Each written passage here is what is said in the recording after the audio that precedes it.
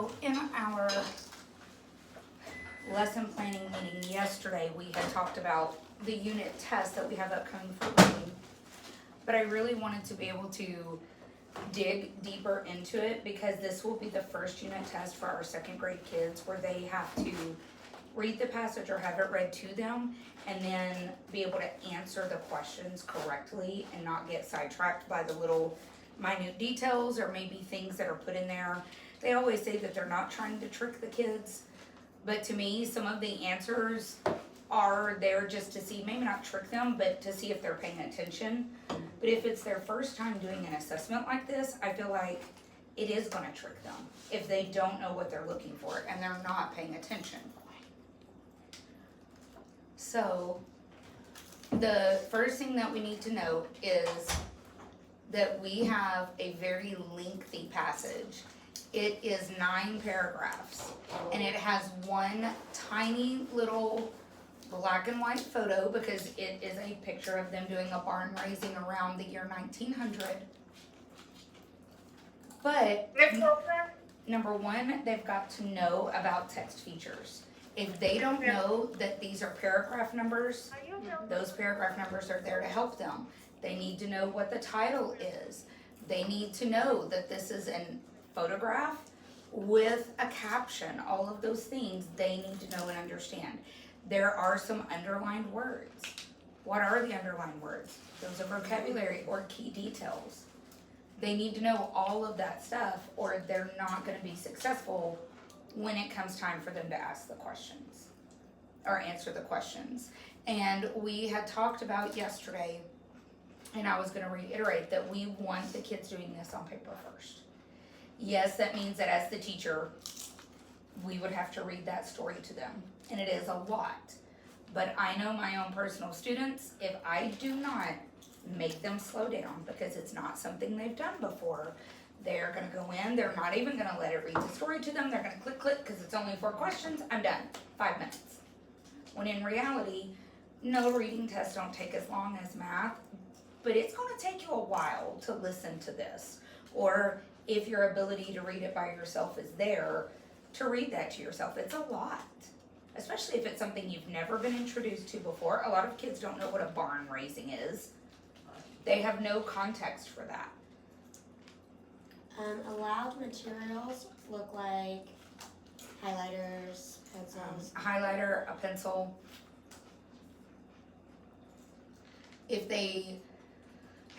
we wanted to do a graphic organizer, we could. We would just need to plan it in advance. Because the unit that we're doing in reading right now would actually pair well with this.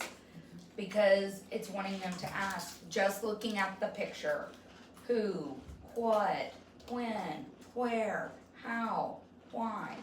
So if we're just looking at this little bitty picture, and I might even go so far to say that maybe we need to get a better image that we put in there somehow so that the kids can visualize it. I don't see why we can't. I mean, if anything, I would just like to magnify it and make it like landscape so that they can at least see it. We had talked about that last year because we had the same struggle.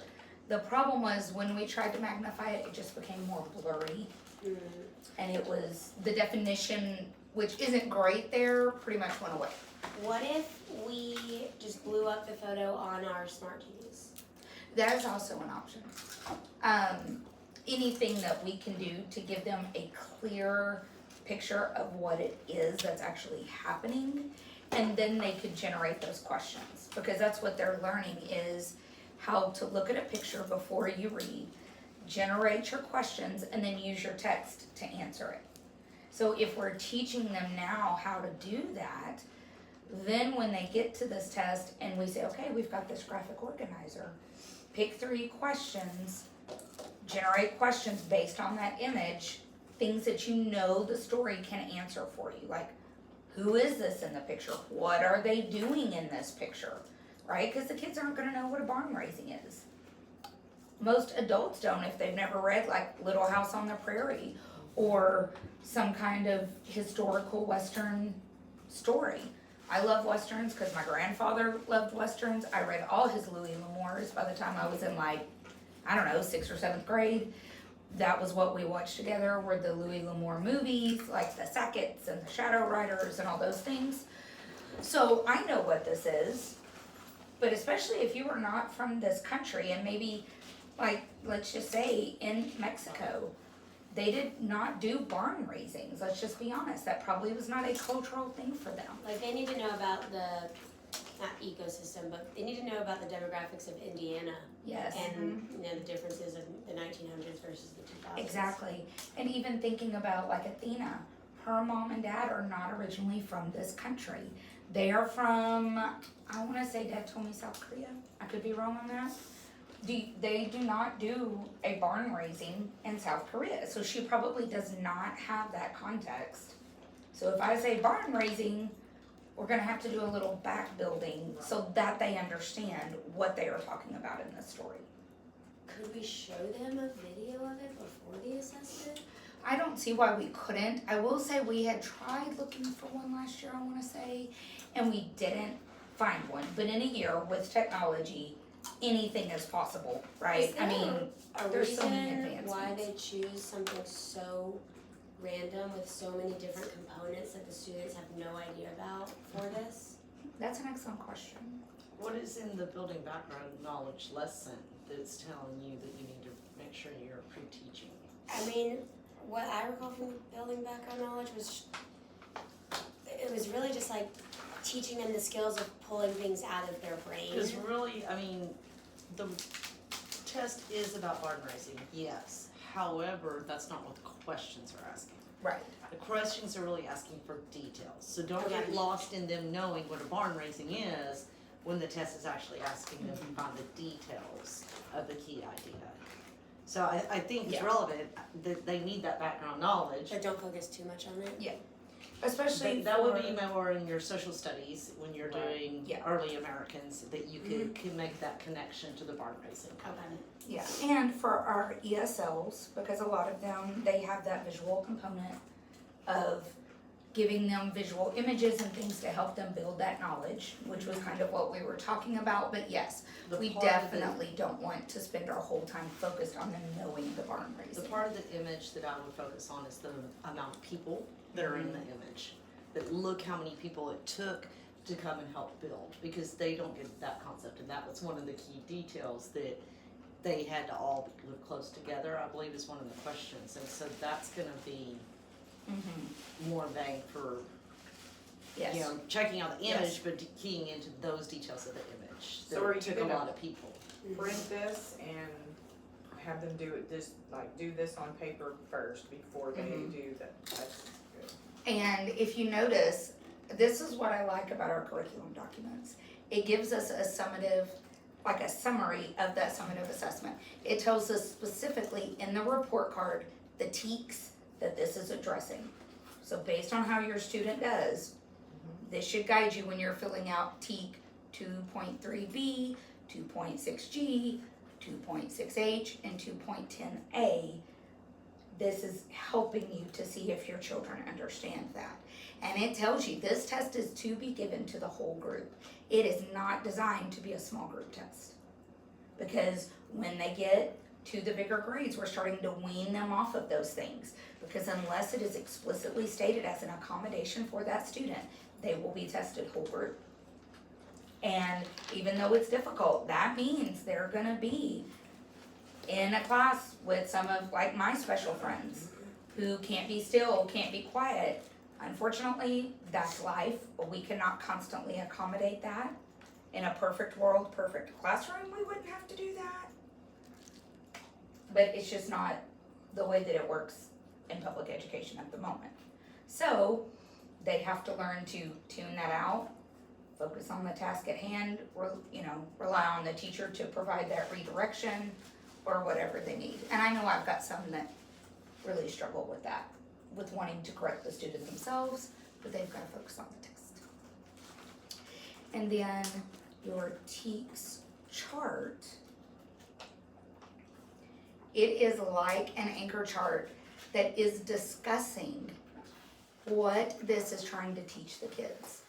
For Unit 5, they need to evaluate details to determine key ideas. They need significant, they need to know the difference. What's a significant detail? What's an insignificant detail? Examine the relationship between the details. The details supporting the author's purpose and the message. Identifying the key details after reviewing the details. So if you click on that TEACS chart that's in your curriculum document, it tells you, this is basically our know and show chart. Not done as pretty, but it's really telling you what they need to know and what they need to be able to do. Because like for 2.10a, they need to be able to discuss the author's purpose. How do we know if they can do that? They can use evidence from the text to support ideas, predictions, conclusions, and inferences. I had to scoot up to see that. But if they know how to do that, that is what they should be able to do with this assessment. So when it is asking them questions, they should be able to determine that. And then like 2.3b, identify the meaning of and use words with affixes. Un, re, ly, er, est, and then your shun, your ions. The one thing that I will say is it says identify base words, identify prefixes and suffixes. There are a few other prefixes that we should have hit in here besides just re, but that is the one that I hit with my kids the most. So if I say reread the passage, what do I want you to do? Read it again, because they need to know that. Because if it says restate, what does that mean? They want you to state it again. You are restating that question in the answer, or you are restating that paragraph in your own words.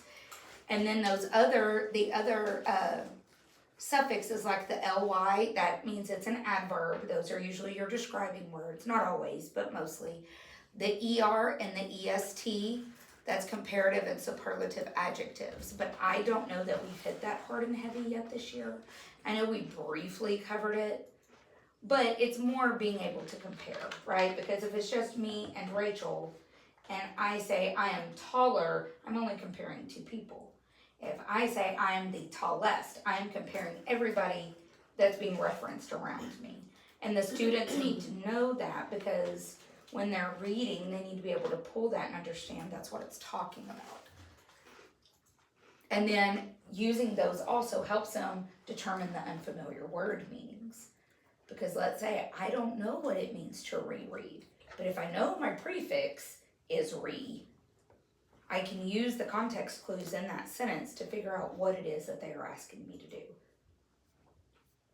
And I think that is it on that chart. But I feel like they did a really good job of breaking that down. And you can go in and study it to figure out exactly what it is that they are chunking in those sections that we should be studying with our kids. Because 2.6G, to determine the key ideas, that's what we're doing this week, is using those leading questions to help us decide, is it a key detail? Is it something that we need to know? Is it important information? Like I had kids today that said, which one is the mama bunny? Which one is the daddy bunny? Okay, but is that really an important detail? Is that really something that you're going to be able to find the answer to in the passage? No, that story is not going to be focused on who the mama bunny and the daddy bunny are, because what's the title? Rabbit's Cozy Home. What do you think the story is going to be about? The cozy home. It's not about the mama and the daddy.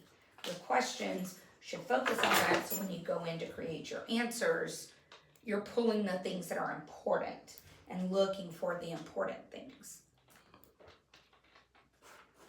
So if we scroll down in our curriculum document just a little bit, this side is giving you different things that you can do with your kids during this unit to help reinforce what they are learning. And I will tell you, I don't always have access to everything that's in blue, but you can request access if you don't. And if you, for some reason you don't, they have plenty that you don't have to click on that you can use. So you can do a word sort. They can read to self. They can listen to reading. Now, like the Raz Kids Plus, I don't have access to that. I've been in the district 5 years. I've never had access to that, but I could request it, right? I can contact Ashley Weir Rebecca, Katie, whomever, and say, hey, I see this in our curriculum document. I really want to try it with my kids. Can you give me access to it? And especially Ashley, she'll be able to tell you, oh yeah, let me sign you up, do whatever. Or sometimes she'll come back and say, well, the district didn't give people access because they only renewed it for the bilingual teachers. Or they only renewed it for kindergarten and first teachers. Second grade teachers don't have access to that. Because that has happened. But it gives you, like for your writing and drawing station, how you can integrate science and social studies. And it gives you different things that the kids can practice, like reworking again on their letter formations for lowercase, for uppercase. Because I've got some kids that we have moved on to cursive in our pacing, but when I walk around and I look at their handwriting, even though we've practiced the handwriting, they still are reverting back to that old style. Well, that is because they've already had, this is their third year in school, this is their third year writing the way that they have trained themselves. But these are all different things that you can do to reinforce those teaks. So like, if you look, this is what I like about the curriculum document. This tells you if you're wanting to reinforce teak 2.2D, these are the activities you can do. If you're wanting to reinforce teak 2.3A, do a meaning exchange, and it gives you a link for it. If you're wanting to reinforce teak 2.3B, there are activities you can put in a station. And this is all district approved because this was created by our curriculum people, our instruction coaches. And it gives you almost everything, because like there's 2.5A, 2.6F.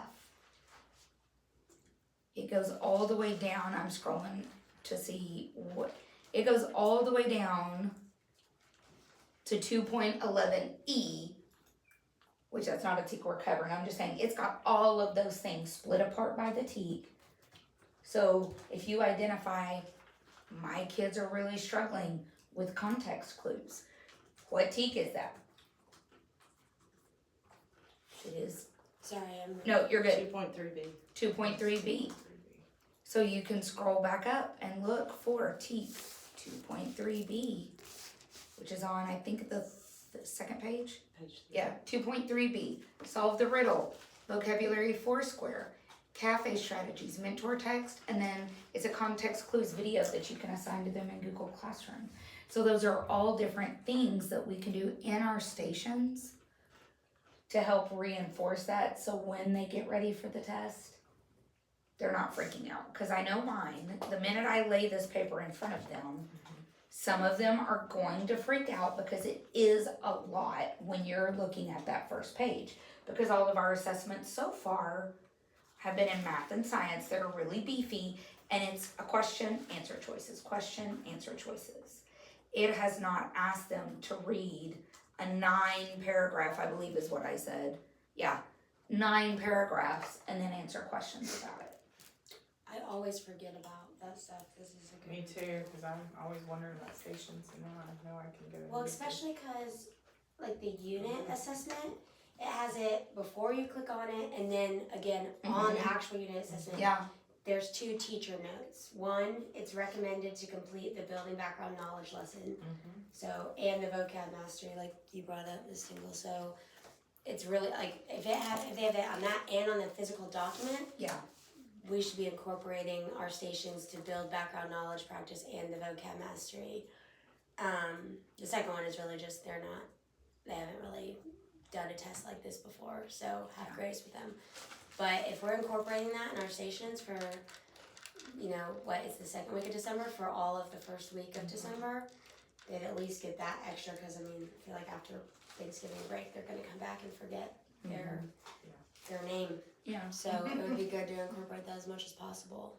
Well, and I will say this, I feel like it is important that we collectively come up with test-taking strategies for this, because, yes, I've got my class this year, but if my test-taking strategies for a reading test are completely different than Jennifer's, but next year some of our kids are combined into a new class, and the teacher says, okay, let's brainstorm what test-taking strategies can we use, do we have?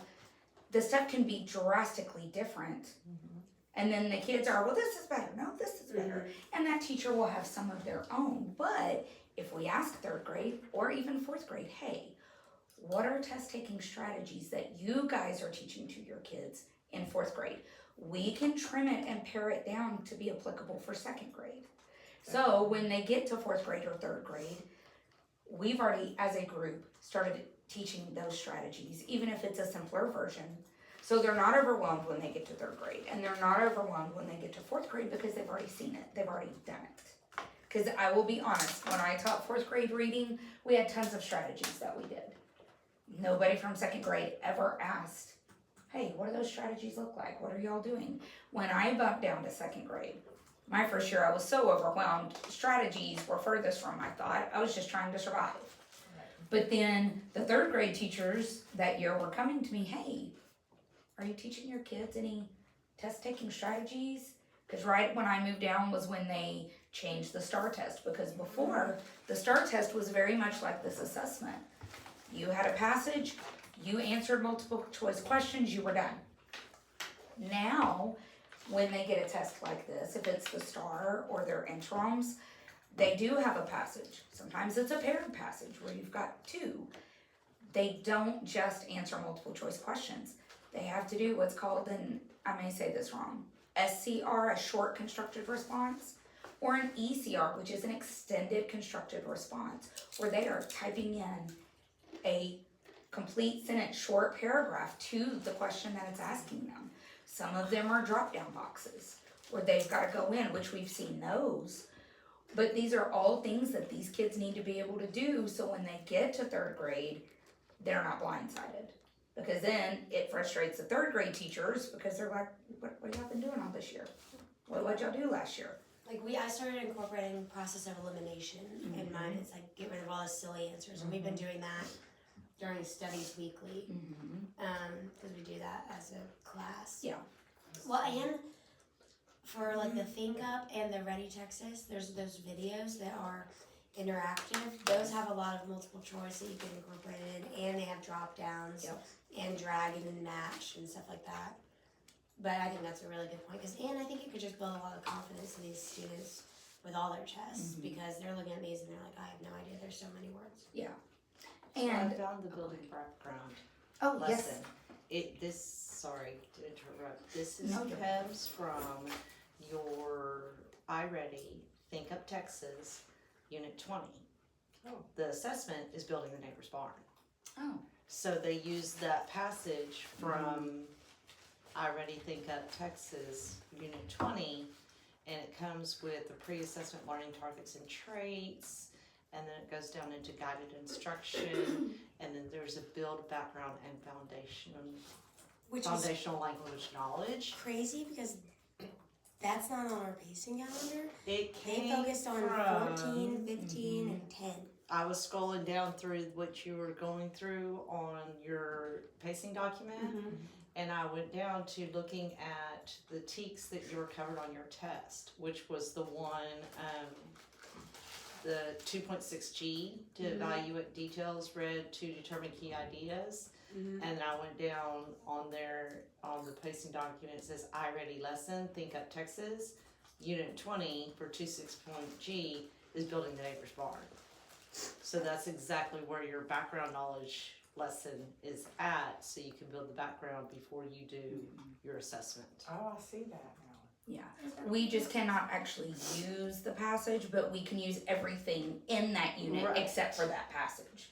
And the questions, they changed the questions, so Yes. some of the questions are the same, but they eliminated one of the possible answers, so you only have 3 answer choices instead of 4 on that assessment. But it does have a SCR on there that if you want to incorporate that into maybe a writing station after they read the passage, you could add that as your SCR.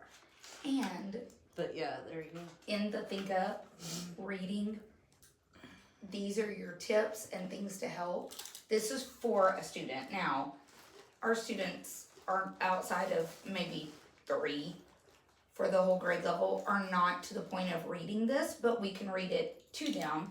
It also gives us a short passage with questions that the kids could then practice writing out that answer.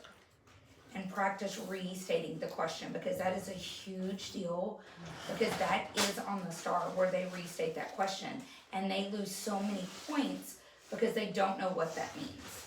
And so I teach them when they need to restate a question. Oh, see, mine lets me go ahead and do that. Where did it go? I'm gonna use this one. No. Mark, there we go. When it says restate the question, what is the topic of this text? Am I gonna use the word what? No, because that's only 4 questions. I'm not writing a question, I'm not gonna use that word. But could I say the topic of this text is?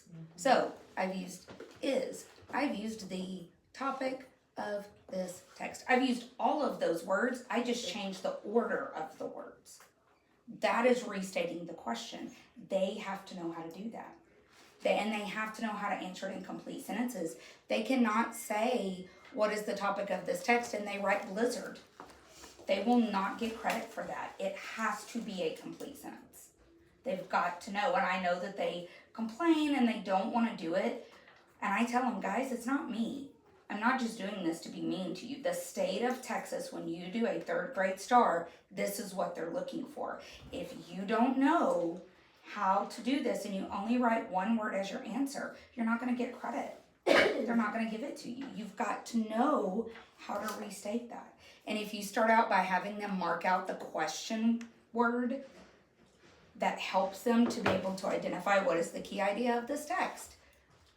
The key idea, or I've even done it for my lower kids. I'll say, okay, what's the first word? We should start with the. That's our first word. Put a number 1 up above it. Key is number 2. Idea is 3. Of this text is. That is the order that your words should go in when you write them down. I do that with my lower levels so they know how to frame that, and all the words are right there. Right. You don't have to be a great speller to look right here and copy it over there if you need to. And so that way, that is their sentence stem. Really and truly, it helps them. That is its own sentence stem. We don't have to provide that. It's right there in the question. They're just switching around the wording a little bit to create the rest of their sentence. This is great idea Yes, it for is. stations, and then like even to print this out and put it in like a plastic sheet, and they can use an expo marker to. But you don't have to have a copy for every student. Right. But they can build on it, and you can even like pre-highlight things, and then they can focus on what's important. And if you have kids that are struggling, that you can always do this at your teacher table. You can do this during your reading intervention block.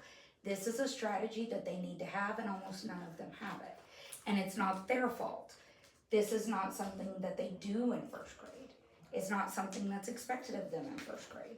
2nd grade is kind of that really tricky in the middle year, in my opinion, because I was talking to Miss Whitson.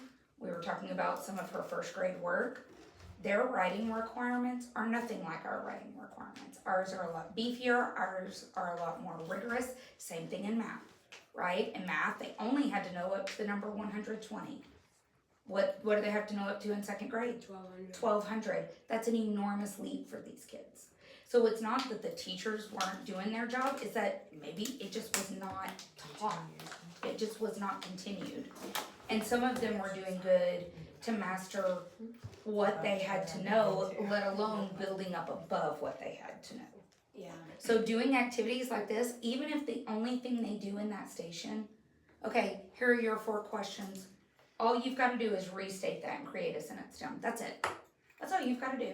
And then I'll check it and I'll give you feedback. I think that's great practice. One, they just need more hands-on writing time. Well, and you could even, like for your low kids that maybe they can't write it, they're a better reader than they are a writer, start them out, have a copy of this, make another copy and cut those into little pieces like a puzzle where they're rearranging the words to initially get them started on what that's supposed to look like. That way they're not frustrated with trying to rewrite it. They're just sorting those. And then Random after, flashcards. yeah, almost like a flashcard. And then after a week maybe of doing that consistently in reading intervention or a reading station, pull that away and say, okay, I just want you to write it now. You've pieced that in there, you've practiced it, now just practice writing it.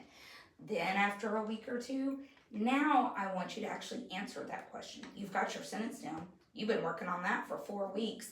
The topic of this text is. Now, answer it. What is the topic of the text? Because if you say the topic of this text is blizzards, number one, you've already done a complete sentence. Number two, you just restated the question. All that you need is done. And they had to write 2 extra words. That's pretty easy. I mean, most of the time, yeah, they need to write blizzard. Yeah. Yeah. And you just copy it. And all of the words that they're looking for are in there. The word blizzard is up in the story. So even if you can't spell, all of those words are there for you, so it actually makes it easier. It's just getting them to understand that it's easier. Because the minute we say writing, they throw a, I can't, I don't want to. Well, guess what? What do you think would happen if I told my newborn baby, hey, I'm sorry, I don't know how to feed you and burp you. Figure it out, I'm sorry, I can't do that. Or is that baby gonna allow that to be my answer? No, it's gonna keep crying until I figure out how to feed it and how to burp it. And that's what I tell the kids. There's lots of things that adults don't know. But we can't just say, oh, I don't know, and leave it and walk away. We've gotta try, we've gotta figure it out. And give it a shot. I tell my kids in my class that. You're not allowed to tell me you cannot do it until you've tried. And tried multiple times. Guess what? I still can't do a cartwheel. It didn't stop me from trying multiple times as a kid. I always wanted to be able to do it. All my friends that were in cheer and tumble, they did it. I wanted to be able to do one so bad. The minute I put my legs up in the air, I flopped over to the side. But it didn't stop me from trying. Was I ever successful? No. Probably even less so now that I'm older. But I still tried. And I tried multiple times before I realized, maybe this isn't for me. Maybe I'm better served riding my bike. Well, I can't whistle, so there's that. I really can't either. 48 I really years old, can't I don't either. know how to whistle. Yeah. Have you used I'm the trying. race strategy? No. So Katie had mentioned the race strategy to me, but it deals a lot more to me with writing, like our actual writing block of the revising, the editing. It does talk about restating in there. Yeah, that's So the we first could, letter for me. it's the first letter, and we could teach that in isolation, but I've been focusing that more for the actual writing piece. Because to me, a student cannot successfully revise and edit if they don't even know if they've written a complete sentence. They've got to understand that first before I can tell them, well, go look and see what you did wrong. Did you use an adjective? Where are your adjectives? When they can't even tell me a noun and a verb, right? And part of that is because our grammar gets so glossed over because we have 10 minutes. That's not enough time. You can't even do a Kahoot in 10 minutes to review it with them. Covered adjectives, yeah. Mm-mm. Yeah, we haven't. And my kids still cannot successfully tell me the difference between a noun and a verb. Mine can either. They still cannot, and we have reviewed it so many different times, so many different ways. We've talked about adverbs, because we did that. I made anchor charts. We did all those things, and they still don't remember it because we don't incorporate it consistently, right? Because we just don't have the time. We're expected to move on to a different piece of grammar. They just don't have that. I also feel like, I remember growing up in elementary school and grammar, we had a grammar workbook. Yep. That was like our magnetic reading, and you were focused on, we were writing sentences and Yeah. pulling them apart, and that's why I hated grammar when we first started talking about it. I was like, I hate grammar because I was like, I just have to draw lines, underline, do all Yeah. this stuff, because I was like, it was complicated, but there's no hands-on Yeah. this anymore. Mm-mm. And Ready Texas reading. It does have some grammar worksheets in there. There are a few. There are not a ton. But you could make that part of your writing station, is just one day out of the week. Their writing is, you are going to write sentences. You're going to put a box around your noun and a circle around your verb, and then have up your previous anchor charts explaining what a noun is, explaining what a verb is. That's probably the best place for them to do that review and help them constantly identify. you know, put 2 lines if you, under the first word at the beginning of the sentence or the first letters to know that you capitalized it. Put a triangle around the punctuation that you used at the end of the sentence. Just things like that, because it's forcing them to go back, and if they're only having to write maybe 3 sentences versus a whole paragraph, that would also relieve some of their frustration. Because it is writing, but it's a different type of writing, and they're really breaking it apart into the pieces. And it's a struggle for me because my kids call me a grammar Nazi at home. I love grammar. I love the article adjectives, the prepositional phrases, and my kids hate it because they're like, I'm going to Ethan's. Ethan's what? Ethan's, you're using it as an adjective. It's like every time. What is Ethan's? Ethan's car, Ethan's bike, Ethan's backpack, Ethan's what? I'm going to Ethan's house. Okay, there's your noun. My Nana's the same way. If I'm like, yeah, me and blank did this, she's like, you and I, or whatever. Ready Texas does have a contractions sheet. It does. There's also a full sentences sheet. So there's lots of we haven't covered yet. But even just incorporating this if it's not on the Mm-hmm.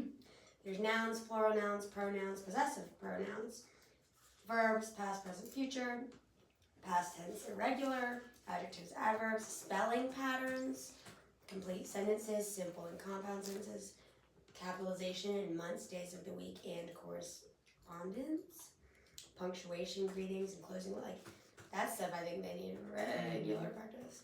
It's also a star practice. Complete. Yeah, and that's the thing. Again, there's not enough in the Ready Texas Reading to have it as an everyday station. But if you just do it 1 day a week, that would be plenty. So maybe 1 day a week in your writing station, they're doing one of these worksheets. The other day, write me a sentence, box the noun, circle the verb, 2 lines under the capital, Like a triangle around the period. So they're getting that practice in, and it's not so intensive on our part. Especially, I've found that if I hang the anchor chart by the station, that helps them a lot. Because then they're not necessarily up walking around the room or trying to figure out which anchor chart I'm talking about. It's right there. And then if we're pairing them the way that they should be, there should always be someone in the group that can read it to them. So that way they're not coming and interrupting your teacher table. I can't read this. Well, you may not be able to, but Carson can, and he's in your group. Yeah. And I always do this, because I've got a sign behind my desk, ask 3 before me. And if they come to interrupt me, I'm like, have you done this? Oh, you haven't? Go do that first. Go ask 3 other people. Do not come approach me unless you've asked 3. And, well, I need to go to the bathroom. Well, you also know my expectation. You can't do that until the timer goes off for station switches. You're not going during station time. And they know, and so now they don't even ask, with the exception of one little friend. But My kids tell me I'm so mean. no, we just have high expectations. But that's what I tell my kids all the time. My kids at home, my kids in the classroom. I am preparing you for the real world. In the real world, most people get a 30-minute lunch. Why do you think that's all you get? You don't get unlimited hours to eat during the day, right? You don't. That's not real world expectations. In the real world, if you are working at a grocery store, you cannot walk away from your register to go to the bathroom. You have to let someone know where you're going. That's a real world life skill. And so that's what I tell them. It's not that I'm being hard. I'm preparing you for the real world. All of these things are real world applicable. Take away the teaks. Take away that. These are life skills. You have to know how to share. You have to know how to wait your turn. Because when you're waiting in line at the airport, if you start shoving past everybody, you are going to get in trouble. They can kick you out. They can detain you.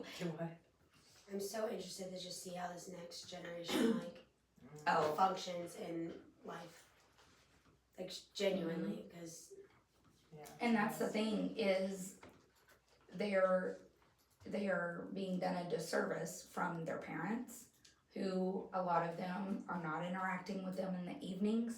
They're given technology and sent away. Mine was different. When I was growing up, I was not given technology. Y'all know this. I didn't have a TV growing up or anything. We had a computer for my dad's job, but we were outside. I didn't check in with my parents every 5 minutes. I rode the neighborhood. Now, I lived in a town of 700, and I knew I couldn't go on the main highway, I was gone for hours, but I was also taught to be self-sufficient and self-reliable. These kids don't know how to tie shoes. Some of them don't even know how to put the cap back on a marker independently because they have never been taught. So I take it upon myself as part of my job is to teach them those life skills. So when they get to 3rd grade, it's not new. They already learned that in 2nd grade. They should have already learned it in 1st grade. Because they should know that that expectation stays the same and we're just building on it. Like I told our special little friend this morning, I said, who was your 1st grade teacher last year? Miss Houghton. I was like, you cannot make me believe for 1 minute that you acted this way in Miss Houghton's class. I know you didn't. I neighbored next to her in our old building. I saw firsthand. I helped her manage. We did I heard how she instructed her children. That is not how you behaved yourself. So I know you know how you should be acting. You're choosing not to.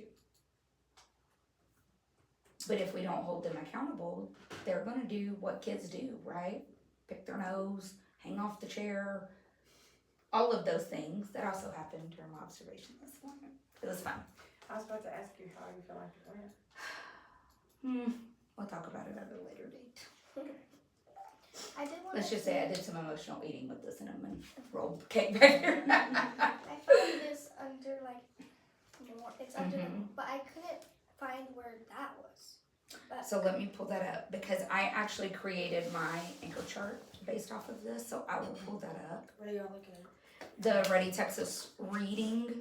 it's like deep. It just I think it's more deeper instruction. So or extra in activity, whatever. because this is what we're learning about right now is well, if my stuff will pull up. Yep. There we go. It's the student version of asking questions. It's the prerequisite. But this is exactly what I did with my anchor chart for my kids. We wrote the definition of what the key detail was to help them remember. And then ask a question. You should begin the question with one of these words. Who, what, when, where, why, how. And then you look for the answer to your question. You should be able to find it in the word or in the text features. When you ask questions about what you read, answering your questions helps you understand the text. This is actually perfect for students who are not at grade level. So when you're doing your reading intervention, which is next week, well, we're out for Thanksgiving, the week after, you can use this passage. It says that it's Butterflies and Moths, page 13.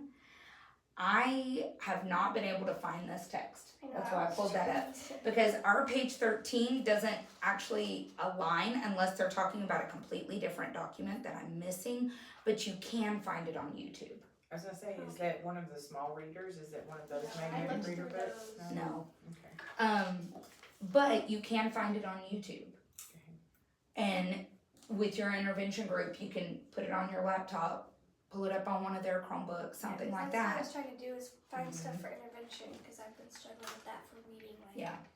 not knowing what to have them do. So I've been trying to look through different stuff to. K5 Learning has good stuff for intervention. I used it yesterday. There was one sheet that had a long sentence like Mike plays soccer on Wednesdays and it's his favorite day of the week. And but it, like built it word by word, so they were reading it, and then they had to restate the final sentence, like write it down. Then on the back, they had to answer questions like who was the sentence about, what sport did he play, what day of the week, and like why was it his favorite. So there was that, and then there was another sheet that had like 6 boxes on it, and each box said something outlandish, like there was a purple bus with 7 puppies in it. And so they had to read the sentence, and then they got to draw a picture about it. So they're reading sentences that they can't really predict what it's gonna say, but it's also engaging to them because my kids were like, "Why is it a purple bus?" And it was like, "There's a yard, or there's a park with a big grape and a tiny brown mouse." And they're like, "How do I draw this?" But it just like kept them locked in on it because they weren't expecting what the task was at all. And K5 Learning also has lower level reading passages with questions. So if you know, just going in, I can think off the top of my head, the kids that without any pre-work are not gonna be successful with the test that we know is upcoming. But if you start during your interventions, during guided reading even, having them work on reading a passage independently, answering questions about that passage, creating their own questions about the passage.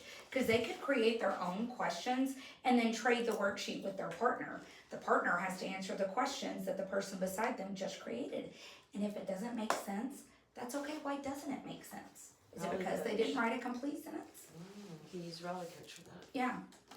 And we're allowed to use worksheets from here without getting in trouble? I would use iReady first before Yes. you go to K5 and see if you can find the resources there. Okay. Because they have a lot on the asking questions. Mm-hmm. There's several So, resources. and that's the thing, is you can bump down to first grade. Because the test is really looking at your key details. Mm-hmm. And you can find, which there's, it's, to me, it's not as explicit, but like this one, read aloud E. Who eats what? Well, we can see that it's asking a question, so we can dig into that and see, is that what I'm wanting to look at? Oh, Who there's eats that what? butterfly and moths underneath that. Oh, there we go. So now we know when it says that, that is probably a first grade book. And I never thought to look there because That's why I I kept never looking read in the that. I was second saying, grade when you were resources. looking at Yeah. that.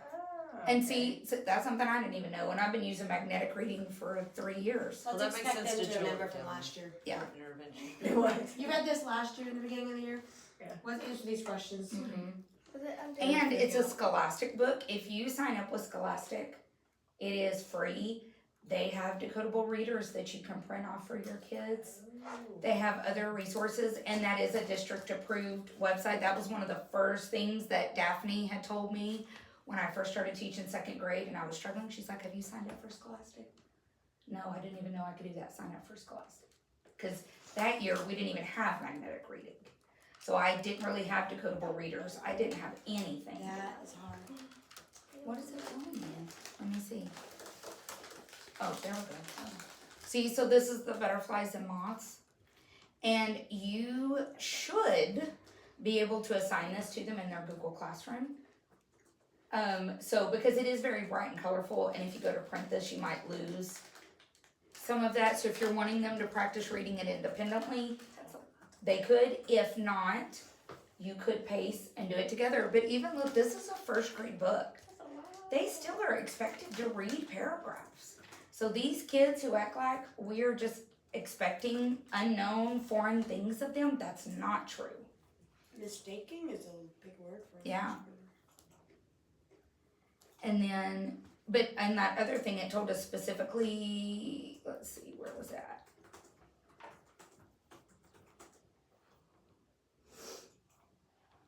Because it was talking about this page, it started on page 13, about the specific parts of the butterfly.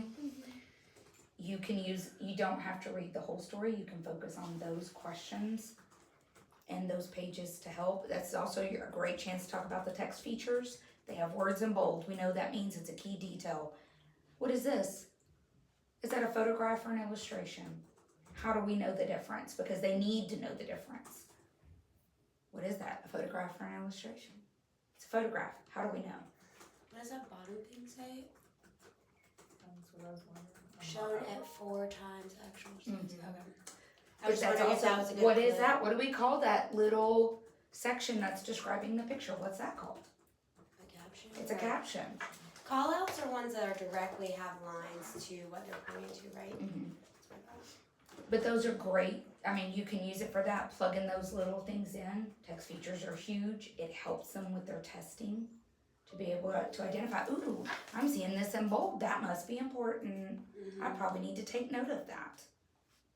So you found this under the magnetic reading section? No, this is the Ready Texas Reading in first grade. Yeah, the only thing under magnetic reading is stuff that's in that teacher book. Mm-hmm. Gotcha. I don't know why I said that. You know, 'cause But- I mean, it's what we access the most. Right. Yes, but you can even, if you've got a student like Samuel, he really struggles with beginning blends at his words. I pull first grade magnetic reading lessons that talk about the beginning blend, so it trims it down a little bit. and we talk about them. Because he did not get all of that content last year in first grade. Also, some magnetic, like, they show videos of, like, the people pronouncing the words and stuff to help give the kids that visual. Some random units have, like, a lot of videos and extra sources to use. Oh, have y'all I was just done looking the to see interactive that. tutorials? Yes. For Long Eye, like if you scroll, so this is all Long Eye, but so there's like our activity pages, the slides we use, how to pronounce it. But then sometimes they have these fun videos, and they have to like practice and like go on the board and be like, which one has a long eye? And like Mhm. it takes about 10-15 minutes, but the kids really like it. When do you do that? It depends on what exactly is on our pacing calendar, but I think that you could do this instead on like a Tuesday or a Thursday because you're introducing it on Monday and Wednesday, and like Tuesdays and Thursdays are really just like, here's our slide, repeat after me, and we can build it. So like you could do one day where you're actually like building the words and writing it on your desk, and then one where you're like having to go and press the video and watch stuff and like click on it to just get that hands-on practice. I do it when like students, I know the students are gonna be sitting at their desk a lot that day. I'm like, let's sit on the rug and make this a little more fun. Or if they're just not engaging, I'm like, okay, let's skip. We're not doing it this way. We're doing it this way today. So it really depends on how their attention span is going that day and if they're understanding or not understanding the material. And so, like, for me, building off of that, when we introduced the first day of the ask and answer questions, which would have been Monday, that is when I do That's what I did too. one of these. And I don't necessarily begin with that story that was about the bird and the nest and all that. I begin with one of these. They're at the carpet. We play 4 corners, or if there's only 3 answer choices, I call it 3 points, A, B, or C. They make their choice. We talk about why you would choose it, why the other ones are wrong. But it's kind of building in to weeding out the silly choices. It also gets them up and moving so they don't have to just sit. And like you said, it gets them to where, I can't say all of them are not fidgeting, because some of them are going to no matter what, right? If they've got a tiny strip of paper, if they've got a hair, they're gonna play with it instead of paying attention. But overall, it's a lot more engaging for them, and they enjoy it more. And it helps them, because then one kid told me the other day, he's like, Miss Wally, you remember that story that we did about, it was the storm chasers? Oh, my kids like It's in that. my eye ready. Do you see it? It's in my eye ready. And I was like, oh yeah, now go do that. Yeah. I've been helping you. Go do that. It's like, cool story, bro. Next. Yeah, now go do it. But they do give you a ton of help. And so like this is the asking questions, that's the student. Next to it is the asking questions for the teacher. So if you decide, like, I want to do this part that we just talked about, I want to use that in my reading intervention, it gives you the teacher part right next to it. So you have the questions that you need to ask, what you're looking for. I believe, and I'll pull this one up, that it also gives you, like your lesson objectives, your learning progression, what that looks like in kindergarten, what they should have known in first grade, what they need in second grade, the skills that they need to have before that. It gives you all of that really good stuff. And it is a lot of pages, but let's just say you've never done it before. It tells you step by step what to say, what to do. So you don't have to be an expert to be able to read this, and ask your kid, can you read the line below the speech bubble and explain what the steps below are and how that helps readers? I mean, it takes no skill really from us to be able to do that, to ask those questions. And it's specifically for that page. And it tells you everything to do. And what their thinking process should be. I mean, all of it. And this is probably gonna be longer than a one-day thing, but that's okay. Because with our tier 3 and our tier 2 kids, we're meeting with them multiple times a week anyway. You can start it, let's just say on Monday, finish it on Wednesday, wrap it up on Friday, however you meet with your groups. But there really is a lot there. You can spend multiple days doing it and not have to constantly be trying to scrounge around for resources. There really is a lot of resources in iReady. Well, I like that too, cause like different levels for intervention, let's say. So I have like 7 kids in my class. I can be like, okay, these 3 are working on this, these 3 are working on this. Like half the time you get to come to my table, we're gonna work together. But then like, cause every day I'm like, okay, what's a new thing that we have to work on? Yeah. Rather than being like, we have a project this week that we're focusing on to help teach these skills. So I like Well, yes, and even like you can do Ready Texas Math. That's not the curriculum that we use, but you can use it for your math intervention because you can bump it all the way down to kindergarten. I'm writing this down. And you can see, okay, so let's say, because I do have some that are on kindergarten math skills, and they shouldn't be, but they are. Let's add within 10. There's the interactive tutorials. You can pull out these pages to have them work through it with you. It gives you add within 10. This is the student section. Is it very simplistic? Yes, but some of our kids need that, especially the ones that aren't identified or aren't in the testing pipeline. And it tells you, have your child, blah, blah, blah. It tells you exactly what to have them do. And then once you feel like, oh, okay, they do actually know this.